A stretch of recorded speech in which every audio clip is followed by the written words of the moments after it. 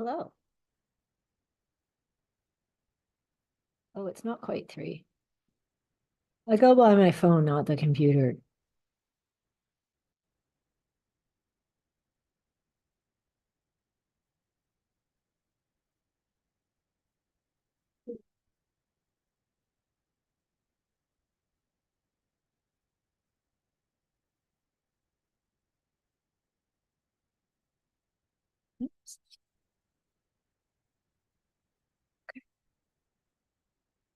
I am learning this share screen thing, and I will be using more of it in the future. I am planning more activity on YouTube, but I hope that you guys noticed how I gave myself time this summer to come on here every Wednesday, get used to it. There's a few more features I'm going to learn.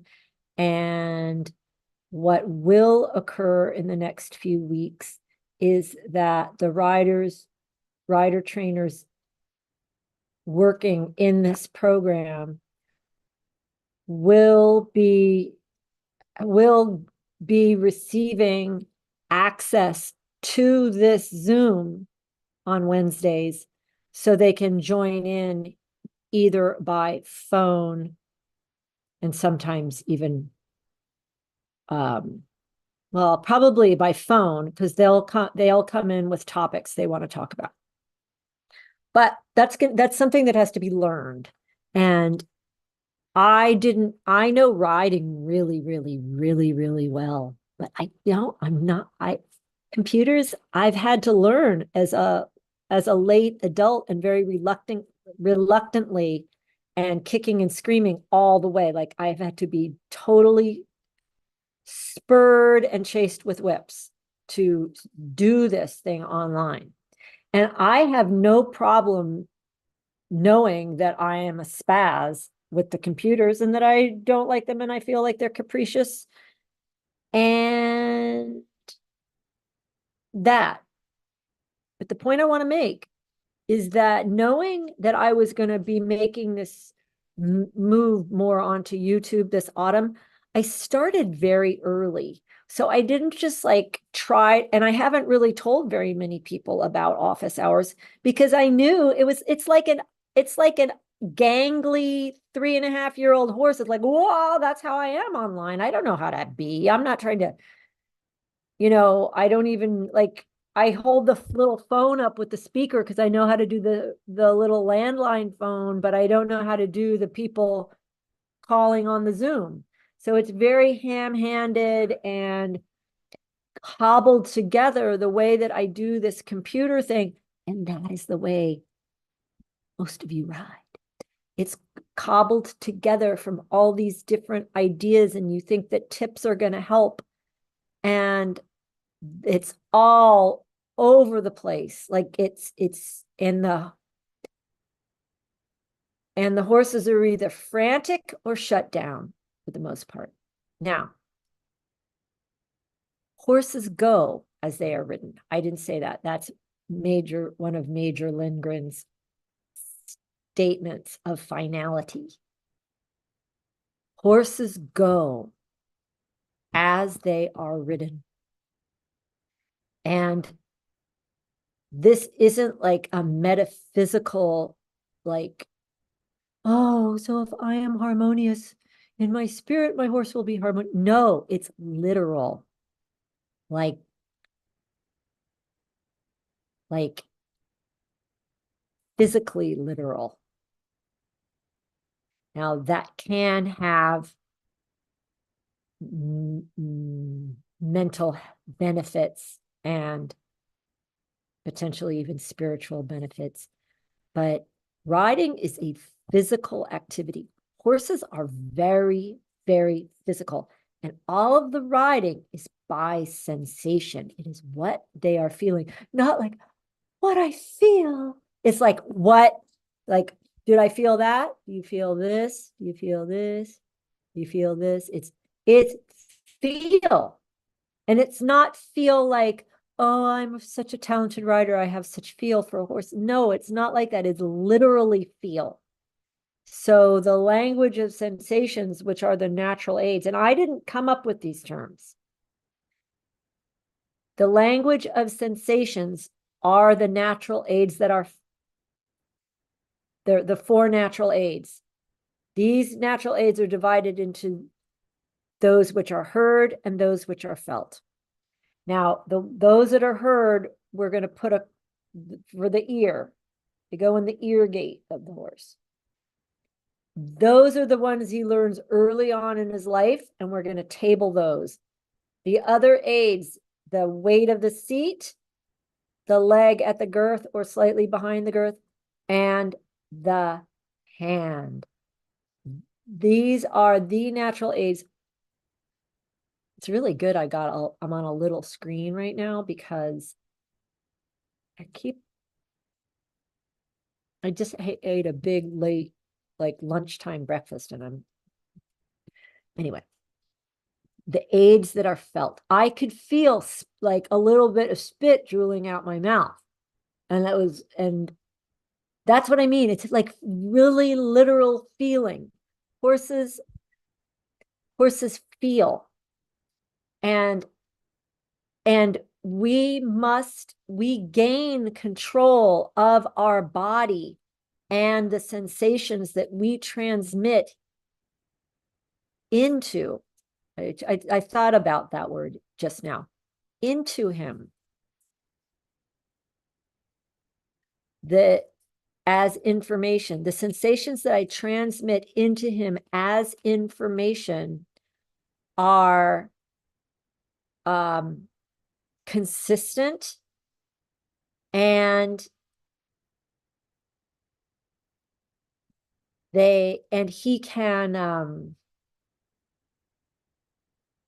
he can if all of us haven't we there, the horse that you can teach to do something on one direct, like to the right, and then you turn around, go to the left, and he understands it. And then there's others that don't. So the horses can transpose and they can figure stuff out. For example, we can train a bunch of counter positions and then all of a sudden say, okay, now try this inside weight, vanish, inside hand. All of a sudden, this horse that was like a spaz before is now all of a sudden making the most organized uphill canter strike off. We never said that to him. We said other things to him, and then when a new arrangement of aids came, he could discern, he could figure out what it was. He's like, oh, I bet that. He followed the logic of the consecutive and consistent aids. So why am I saying this? So these sensations are transmitted through the body. Horses go as they are ridden. Now, the major would also say, and he says it in the beginning of his book, what about the correct seat? Like, who has one? I do. My teachers did. And everyone I help does. But not that many people do. I mean, but there's no reason why they shouldn't. There's just no reason. If someone is a reasonably apt athlete and has decent instruction, there should not be the riding faults that we are seeing right now. What is the correct seat for? The correct seat is the basic prerequisite for the application, or for the transmitting all of the natural aids. The correct seat is the prerequisite. The seat has to be in place. And I chose that phrase carefully too. And I don't have a script. I'm like that.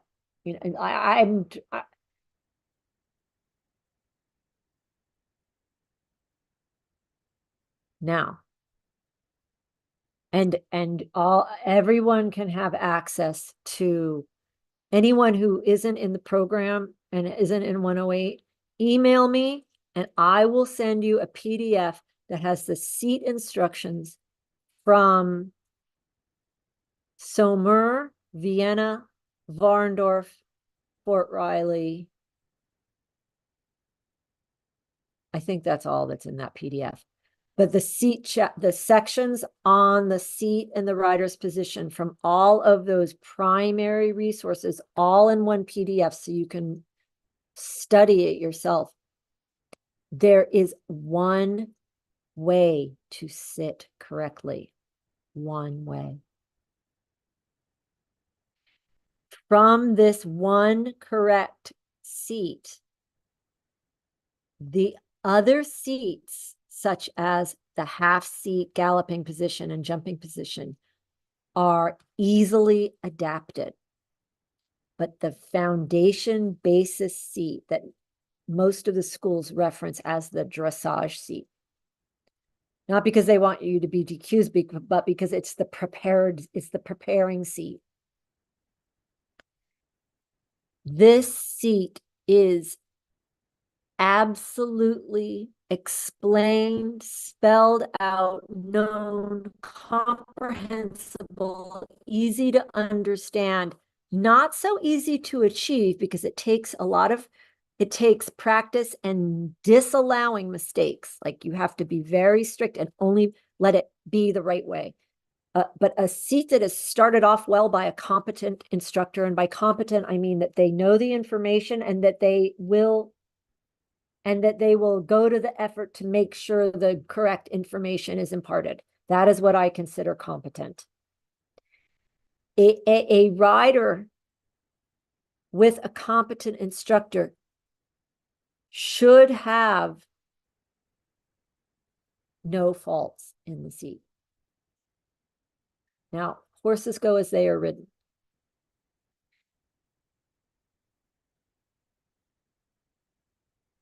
Think about this when you think about the structure of the seat and how the seat is supposed to be. The horses are supposed to be engaged, carrying in the hindquarters prior to their propelling use. This causes the horses to be able to move in a manner that their withers are above their croup. We can even see this. This is practically a still photo. The horses, like in the Piaffe Passage transition, I think. I meant to have one with the whole legs and the whole outline of the horse, but I did it wrong. And it's my first time screen sharing, so it's tough. But look at the croup. I mean, we can see the rear of the saddle is underneath the withers, isn't it? It's lower. See, it's lower. Now, that's because engagement, withers are higher. What happens when a horse is more load bearing in the top joints of the hindquarters? We know this. We know that then the flanks and the rib cage of the horse must expand. Therefore, the knees are soft. The seat is open to the front. This is known as the open seat. It's Steinbeck, pages 34 and 35. Major said it differently. He just said, my dear, you must sit more like a frog. And the ear, shoulder, hip, heel, plumb line, it's just dropping straight down through. And in this case, since it's very high level dressage, the elbow is also involved into that plumb line, dropping, not pushing, dropping down. And that is how the straight line elbow to bit is formed. So the hands can be right there upon the straight line elbow to bit. The reins are absolutely flat. We can see the snaffle rein is flat, but you could still see it's soft, isn't it? It's like a spider web. So if we want our horses to be forward, uphill, keen, soft, light, quick, we have to sit in that way. We have to sit on them properly. Horses go as they are ridden. And I never know if I'm rambling.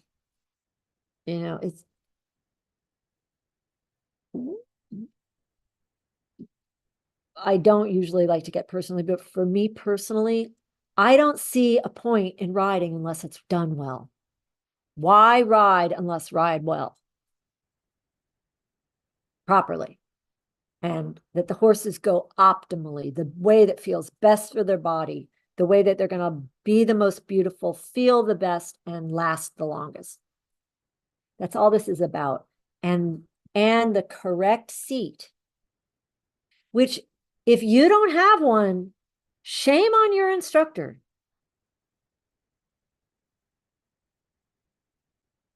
The correct seat is the only way horses can correctly go. Horses go as they are ridden is not a metaphysical woo-woo statement. It is a absolute, literal, mechanical, functional way. The way I sit on them is going to decide their way of going. There's certain requirements for the way of going. And those requirements are straightforward uphill keen. The correct seat is the prerequisite for that. For the rest of this year, these office hours on Wednesday afternoons are going to be devoted to the seat and the rider's position. If you want that PDF I was just mentioning, you must find the website and my email address and email me, and in the subject line, write seat PDF, please. Seat PDF, please, in the subject line. If that's not written in the subject line, I won't know what to do with it, and I won't. You must put that in the subject line.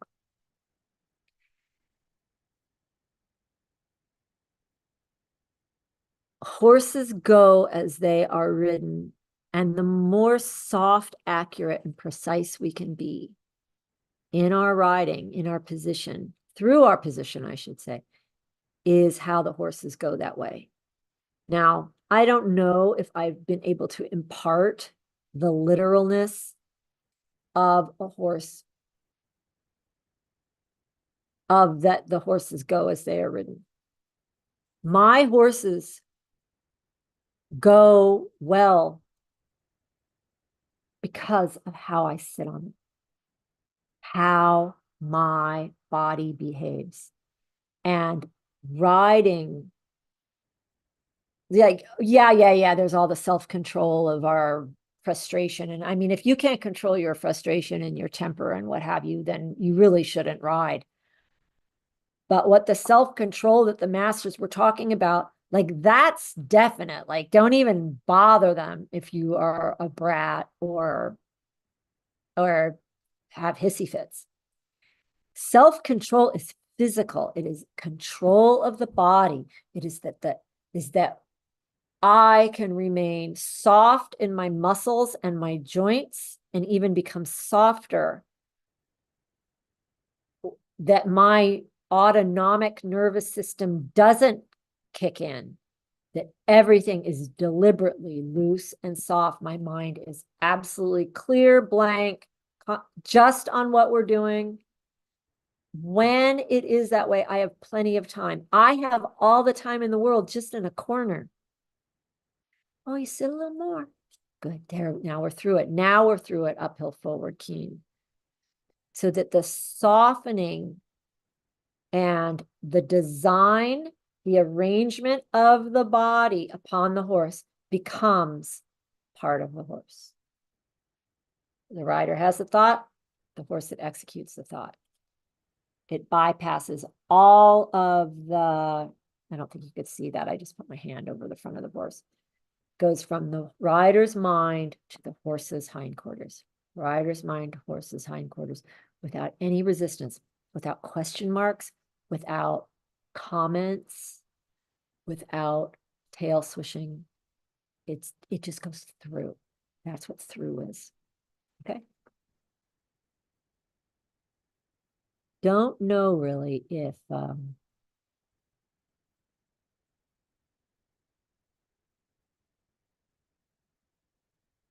see you next week. Oh, and next week, yes, I'll commit to it next week. I have a few other YouTube channels, and I am going to be concentrating more on YouTube from this time forward. I do have a YouTube channel that's very empty that is called Basic Military Riding. And next week, I am going to start with, I think it's section 14 of the US manual. I'm going to start actually, we're going to start with chapter 3, section 22, which is going to explain what a trained horse is, which will give us our basic objectives. So Basic Military Riding channel is going to be only military riding instruction, direct from, it'll be Sommer, Warendorf, Fort Riley, which is Sommer and Tour de Quinto combined, and Major Lindgren, Strumsholm. Okay. And it's going to be, it's a different channel than this one. This is more broad. This is riding lessons. Basic military riding is going to be strictly the verbatim instructions that are in accordance with standard operating procedure according to the manuals. Okay, well, wish me luck in the hurricane.